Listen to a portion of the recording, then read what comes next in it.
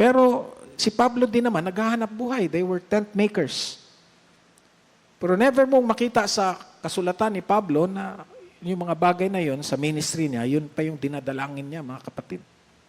Kahit si Kristo, ando doon talaga siya sa kung ano yung pinapadaanan sa kanya. Yun talaga yung nandoon nakalinya mismo yung mga panalangin niya.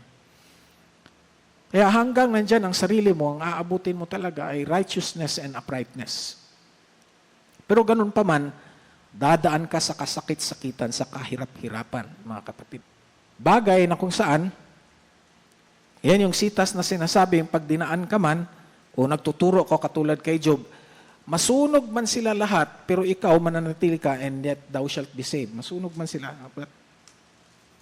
Pero maliligtas mo, sarili mo na lang, mga kapatid.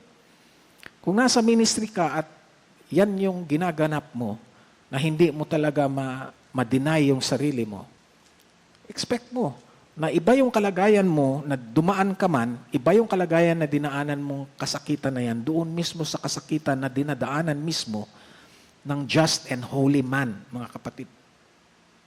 Dahil denied ang sarili niyan, na ipagkaila ang sarili niyan.